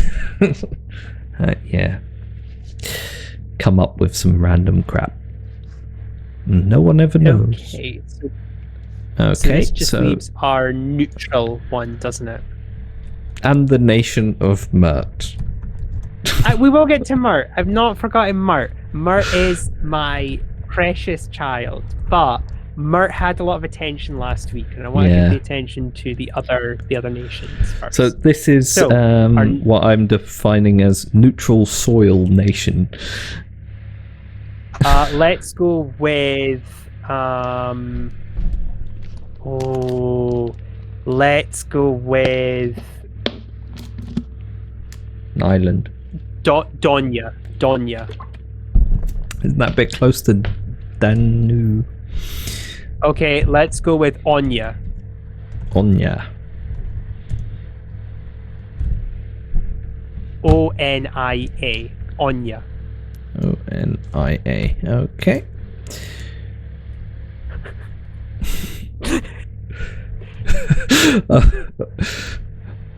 Onya it is, yeah? Sure. And what dispute do they have? Onya. I will roll 13. Oh wait, I'm expecting some comments about Onya at some point, or at least some puns. Oh, they drove a terrible beast into this land. Oh, the cats. Oh, that. Oh no, that. Are you ready? Yeah. That is from Seko, and they drove giant hornet-like creatures onto their land while trying to deal with the big outflow of monsters. And these hornets have been damaging their crops because they attack the workers. Because fun fact, wasps and that are actually really good pest controllers, and farmers should ideally want to have them there to reduce caterpillar populations. However, they're just making soil, and also I have a feeling that, you know, they're giant. These are giant magical hornets, so yeah. There you go. Everyone, I mean, what more can you ask for? You asked for giant hornets, you got them. And who do they have positive ties with then? Let's roll. Is that situation implying that they're trading less with Seko then? Because they've just opened up a new trade route. I was actually going to say this is because I've just rolled for positive, and I now know what I want to do. So the positive one was 17. They recently concluded some disputed lands. So how about they have actually? This is where the neutrality comes in. They have concluded. They have rectified some disputes of territory with Mert, and as a result, they. So this is what I mean by the balance. So they have opened a trade route with Seko, but they are pissed at Seko, and that concession of land for Mert, which they probably were holding off on doing, because they were thinking, we maybe don't really need to do that. I mean, we don't need to concede land. Then Seko does that bullshit, and they're like, oh no, we're gonna do this just to piss them off. And then like Seko's like, what the fuck? Why would you do that? And they're like, oh, I don't know, giant hornet. That wasn't us. Yeah, I love that. Yeah, because that's how international politics works. You just you're like really bitchy friends. You just do things to each other, which really, you know. Yeah. Okay. So now we do. Anya. Oh, I do current national problem, don't I? Yep, current national problem. Let's hope it's not one. That would be bad for everyone. Yeah, I feel that. Would that not be the Hornets at that point then? I feel like that's kind of... I can just... Yeah. So, plague of giant I feel like adding hornets. A new one would be too much. It kind of makes sense for the others because it justifies it. Like, it made sense to do it for Seko, for example, because you could make the argument, well, surely the current national problem is the monsters. But Brain Dead Ned, thank you for joining us tonight. Everything will go up on YouTube afterwards, so you can watch the rest then. And we'll be back next week, I imagine.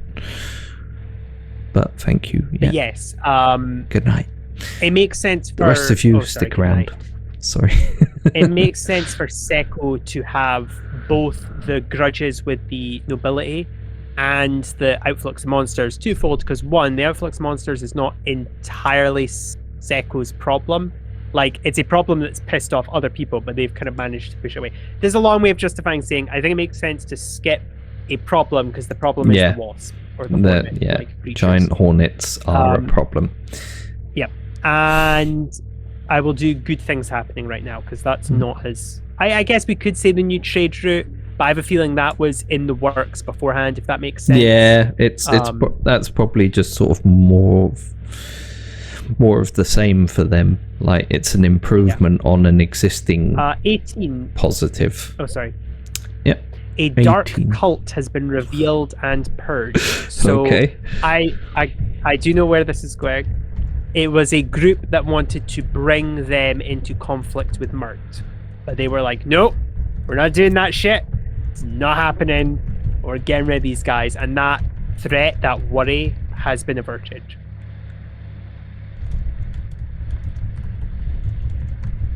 Okay. I think that's a good... Are they an actual cult or like dark cult? Was there something inherently magic to what they were doing, or dark magic-y? Yes, or they believe that the trees are holy. So like everyone else just sees them as kind of like a fact of life, but they're like, no, the trees are gods, and we must protect them. And the trees tell us that we must go to war. Like, it's very much like the kind of the tree cult. And it's up to, we could maybe do a shift in perception, because maybe they do believe what they're smoking, but it could also be, no, this is totally just a justification. We're war hawks, we want to go to war, we'll say the fucking trees want us to, because also leaning into the espionage theme as well, the people pushing that sort of thing in the cult could be from foreign nations trying to influence them anyway. Oh, and sort of be like, the trees are gods. The trees are what we should be listening to, and then sort of going, and the trees are telling us we should go to war. And that way, the coalition could be trying to use that to push against Mert and yeah. I like that. I like that a lot. Yeah, that's why you need a partner for world building, because then you can bounce ideas off. And yeah, exactly. Okay.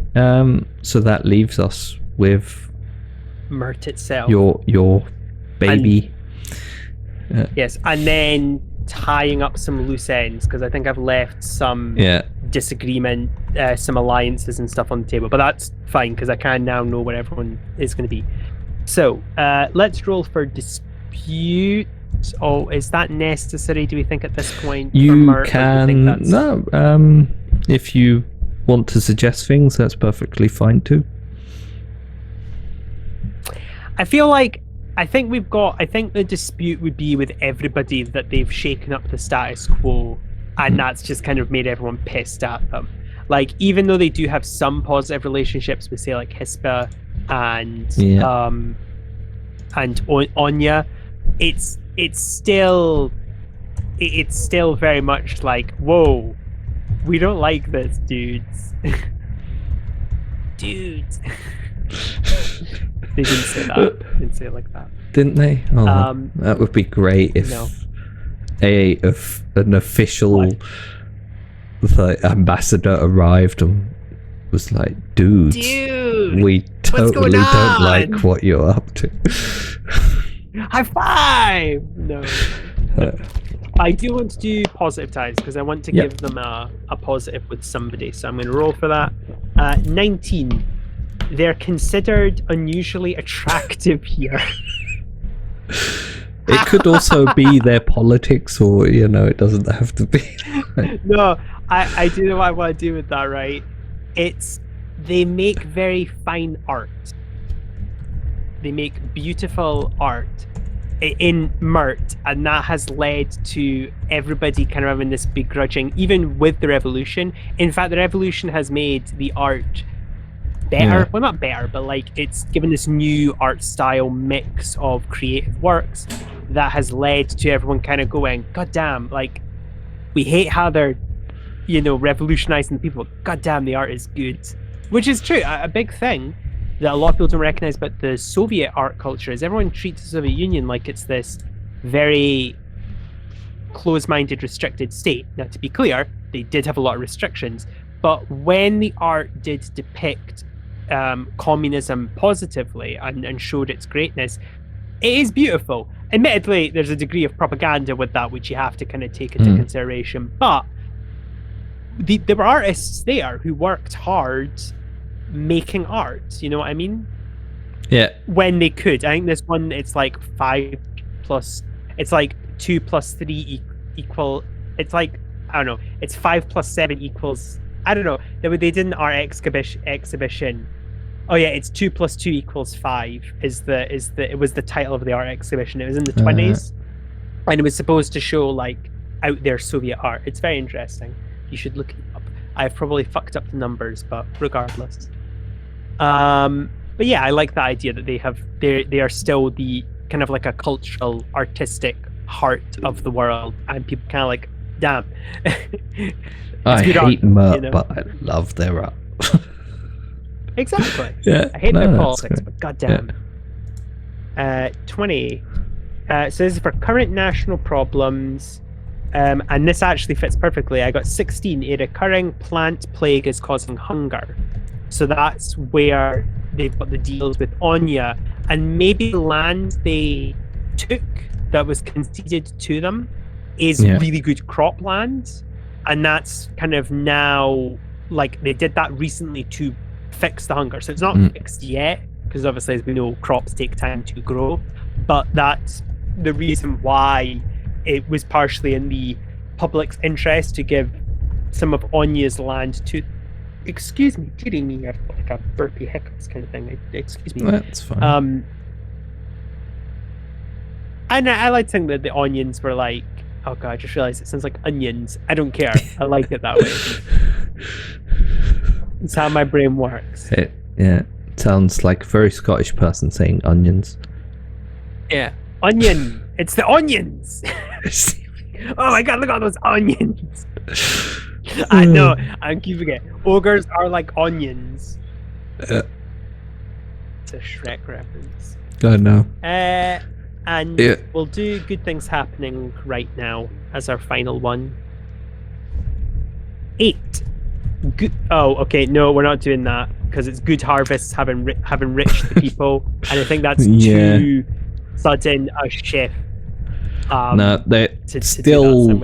I think it would be a nice place to sort of start off if you did play. Well, if I'm going to say when from now on, just to be positive, when we do play a campaign in here, like the idea that there is this background hunger that might be solved, hopefully, but that there is a tension there. I rolled 9. A wicked minister has been deposed, and I would like to think that this is our Robespierre that has been deposed. Yes, very happy. Yeah, no, I'm really liking that. Did he fall out of the building on his head, or? That wasn't Robespierre, was it? That was that was his brother, wasn't it, or brother-in-law? Yeah, fell on like bayonet. Yeah, it's like Jesus Christ. And but it was that whole gang because was it Robespierre that shot himself and blew his it was the other one that blew his jaw off, and they just there was him, his brother, and a third guy who I can't remember. I think a soldier or something. And the third guy was the one that shot himself in the head.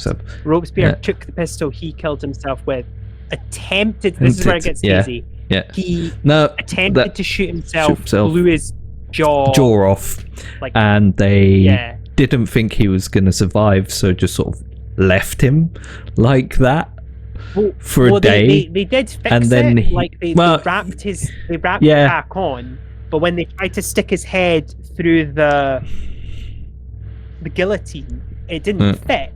So they had to take the bandage off, and his jaw basically really fucking hurt him. So he screamed in a blood-curdling scream. Yeah. The thing was, the state he was in with his jaw hanging half out when they found him, they assumed he was going to die anyway. So they just sort of left it like that for half a day first, because they thought he was going to die, and they're like, we don't need to do anything. And then he didn't, and then they were like, we should probably tie that up or something then.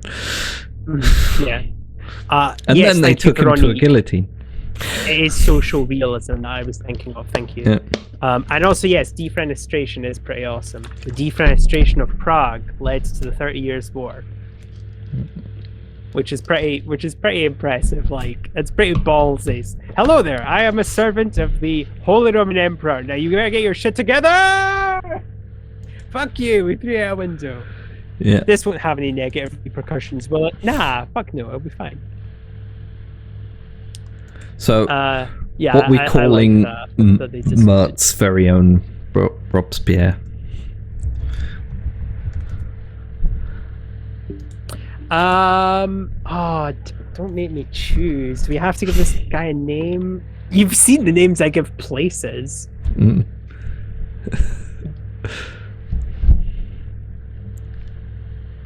Pierre Rob. I don't know.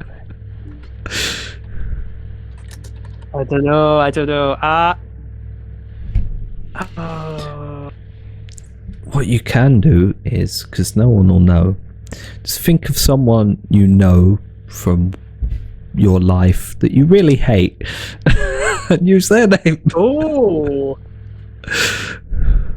that's a good point. Bubble Reg, thank you for joining us, and good night, and you can watch the rest on YouTube later.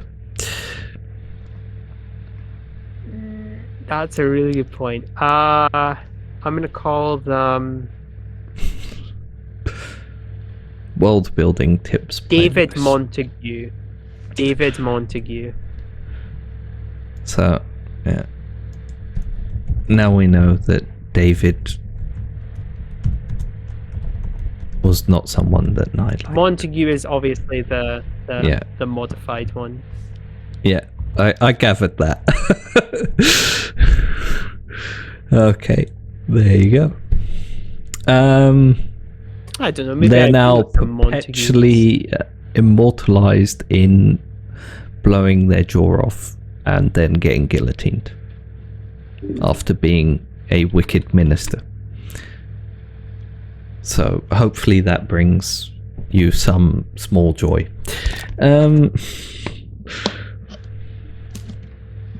Who says we can't be petty on occasion? Of course. By the way, David is actually my technical real name, so that's why I don't feel bad about using it. Okay. Oh, don't worry about it. It's not. We're not going to go into it on stream. It's okay. Okay. Okay.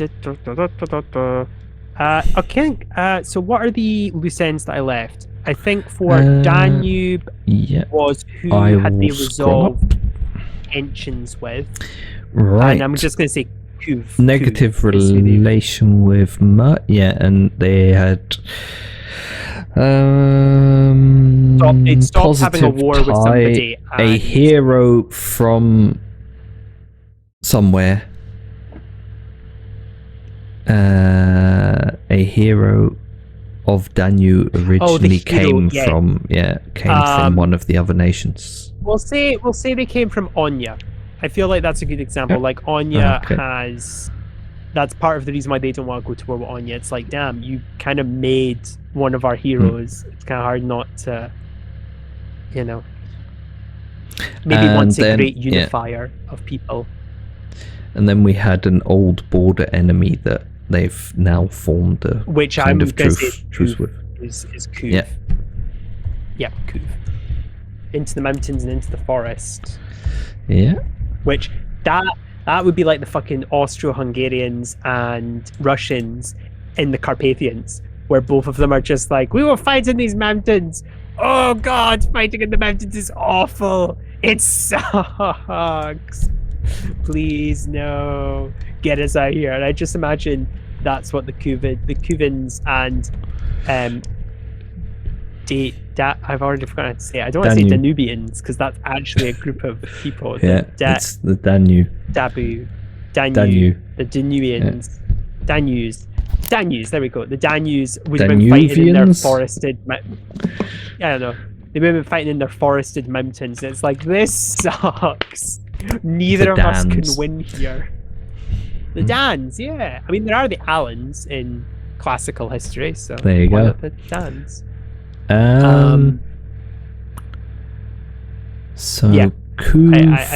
I had the respect as culture. Yeah. I will say Seko for that. Yeah, so they respect Seko's cultural, or is Seko meant to respect theirs? I don't know which way it's meant to go. No, Seko's culture is widely admired here. Okay, so, I like that. Yeah. Perhaps they really admire the navy and they really want a big, powerful navy, but they don't have one, and they're a bit like,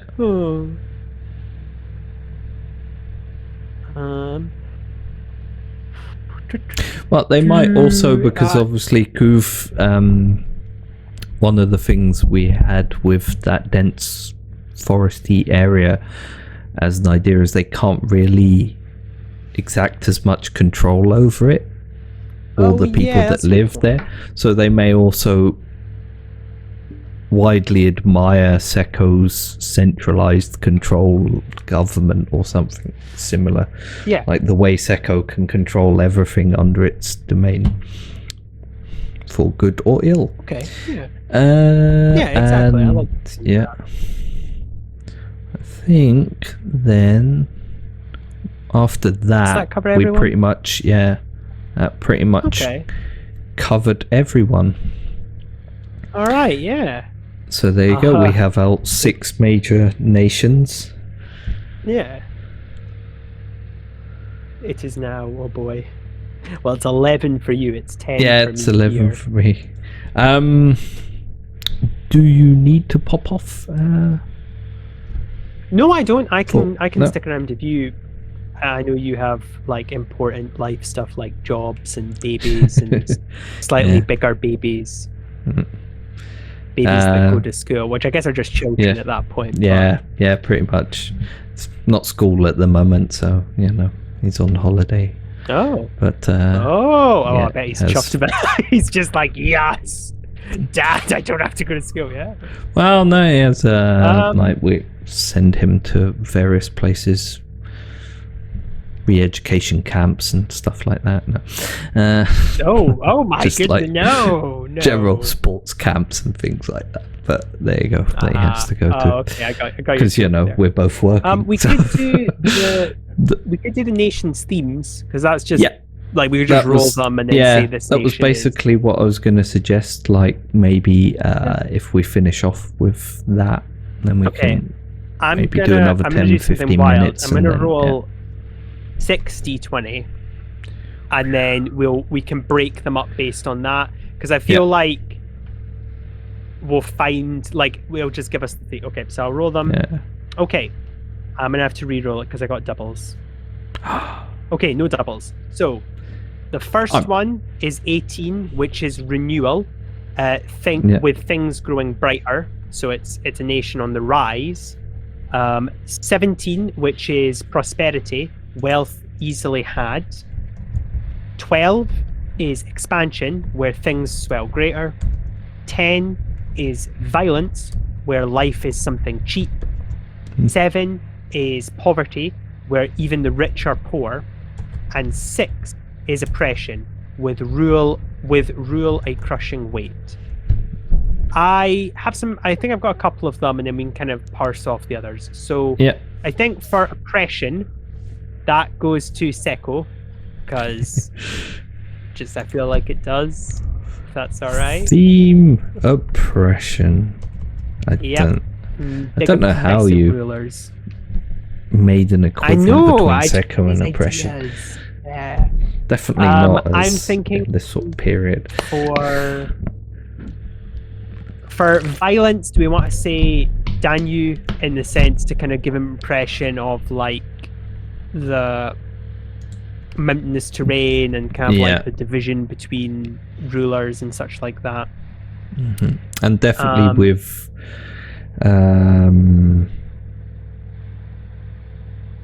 that whole fiefdom thing going down as well, then it's definitely in a state of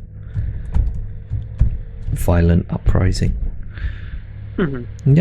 Expansion for Mert, because Mert obviously wants to spread its democracy all over the place. Equally could also just want to, take over. But why would that happen?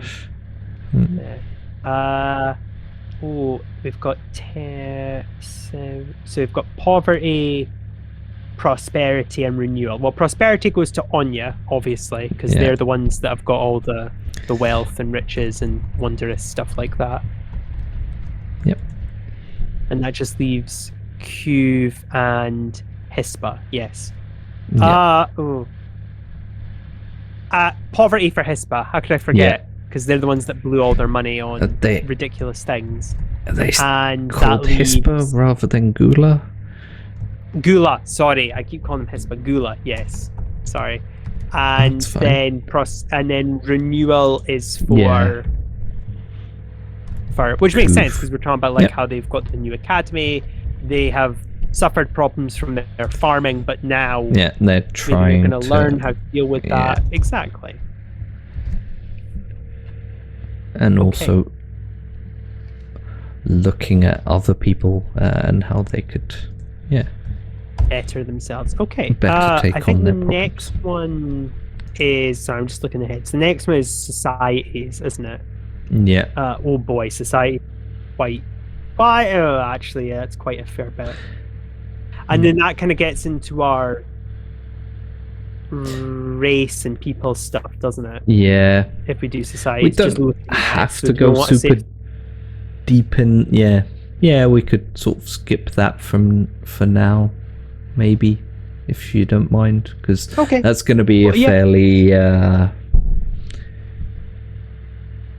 fairly in-depth one. What? To go in.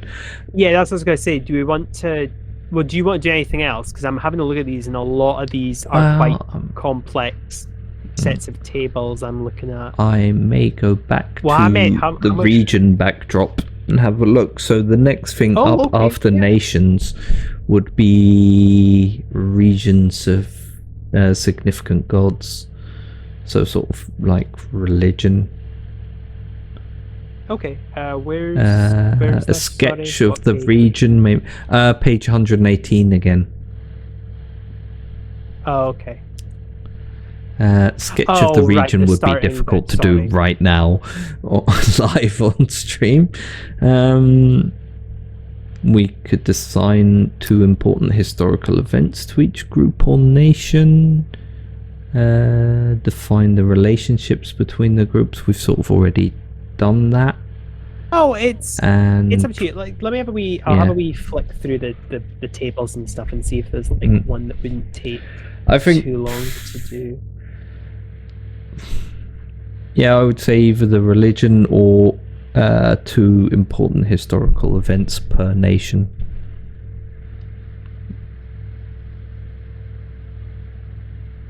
I'll have a look at the history. Oh boy, that is history construction is quite big, actually. Well, history is important. It is. Are you wanting to do it for everyone or just Mert? Basically, you assign 2 important events to each nation at this level, so they're sort of defining events. Oh, sorry, I'm way ahead. What I did with Safino for the incandescence when we built that was we basically rolled for a historical event that was important to the history and creation of the nation, and then a more modern one that is something that's happened recently. But I don't know, I'm just thinking like it is indeed getting late, and this is probably an ideal cut-off point. Yeah, okay. Before we get into something larger anyway. Yeah. Well, we have 6 entire nations now that fill out. We should have said, for those who are watching, this isn't the whole world. These are just the immediate movers and shakers that a campaign would get into. If someone was to go further with a campaign, it would be like a lot. Yeah. Basically, what Worlds Without Number does and suggests you do, for those of you who haven't read it or don't know it that well, is Kevin Crawford pretty much suggests keeping your world building detailed enough, but not like into obscure levels of detail for every single nation that your players aren't ever going to visit.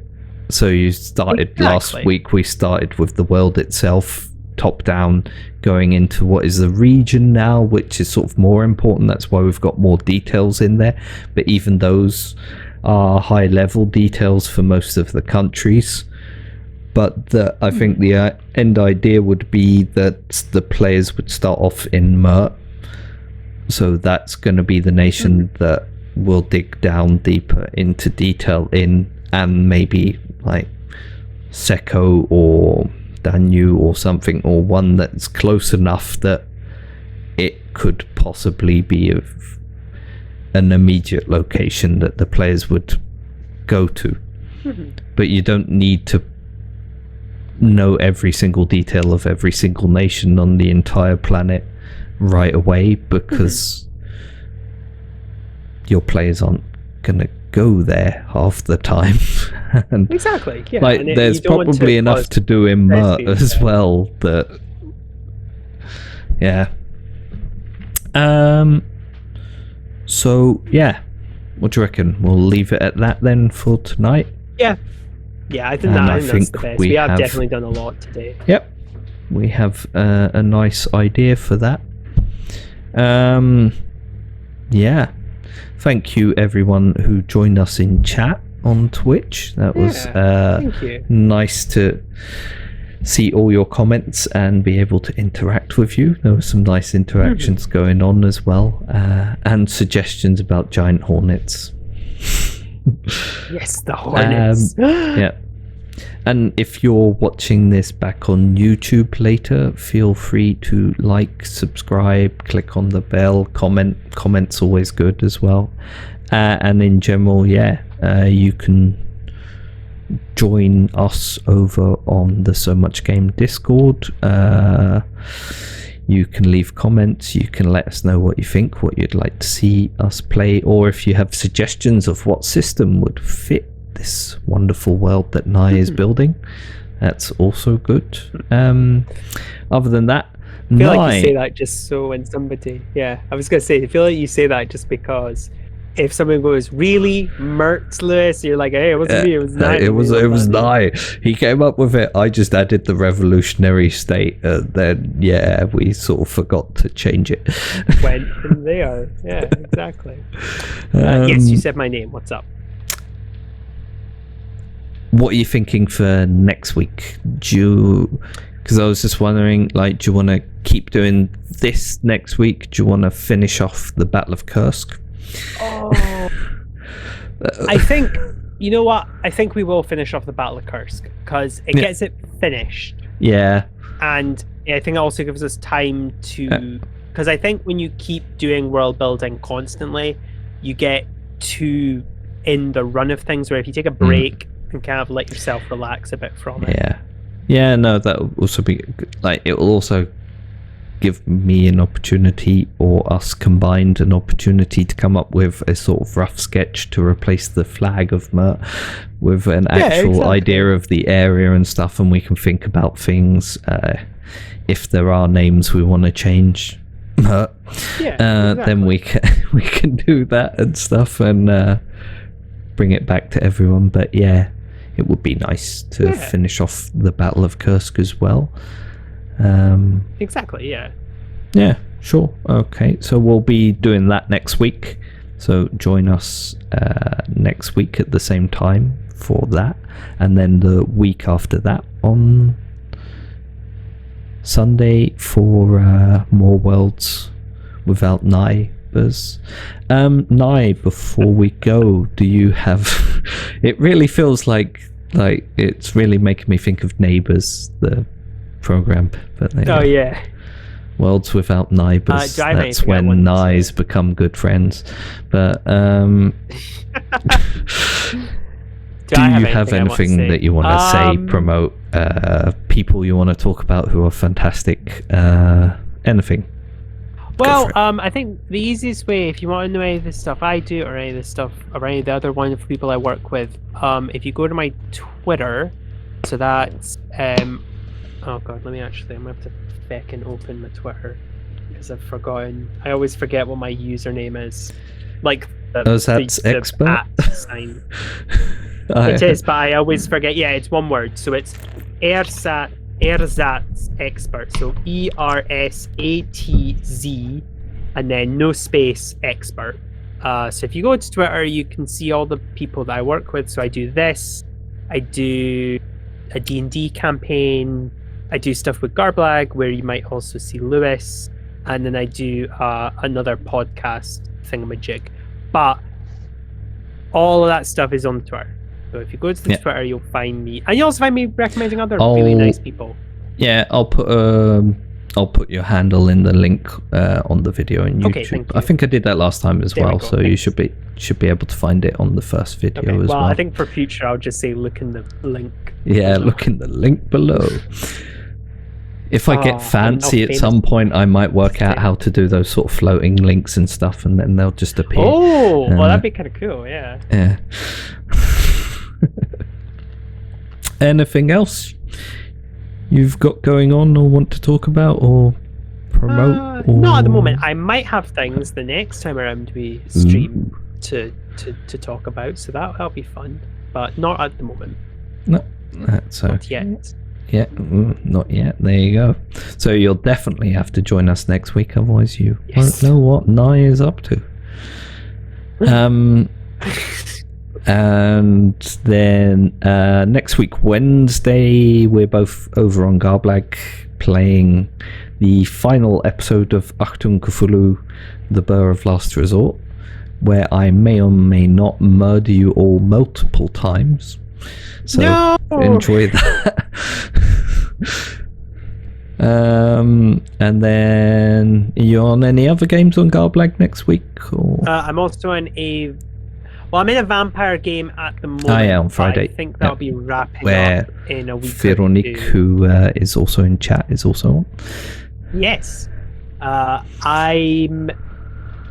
Fridays is usually when I do Garblag stuff, because it's my freest day for Garblag stuff. So yeah, it's my absolute least freest day. Yeah, I know, it's weird. The days that I have are Tuesdays and Wednesdays. They're always free for me, but nobody does anything because it's a Tuesday. Well, not Wednesdays now at the moment. But I run a game for our local group on Tuesdays, who you may also occasionally see on here in by Bolter and Blade, though we're going to be changing that up because one of the players is one that you know, Sven, from the OSE game we were playing, has a new job, so he unfortunately won't be available much in the future. So I'm thinking about changing the format to that, it might, like, the original idea was that it was going to be a Dutch language game, but I might change it up to English just so that I can find an easy replacement for Sven. Yeah, that's true, actually. There you go. But we'll see as that progresses. I'll let you all know out there. If you follow me on Twitter or go to the So Much Game Discord, there's also usually a little post or link about what is coming up on the channel anyway, and when it will be happening, which is useful for everyone. Yeah, exactly. Yeah, because I haven't quite sorted out the calendar on Twitch itself yet, but there you go. Right, I think that's got everything covered now. Yes. No. Yeah. Okay. Well, thank you once again, everyone who joined us in chat. Thank you, everyone who's watching this back on YouTube later, and thank you to the wonderful Nye, who has created such an exceptionally interesting world. And we'll be back next week with the second part of Battle of Kursk, and the week after that with Worlds Without Nye-mbers episode 3. Good night, everyone. Bye.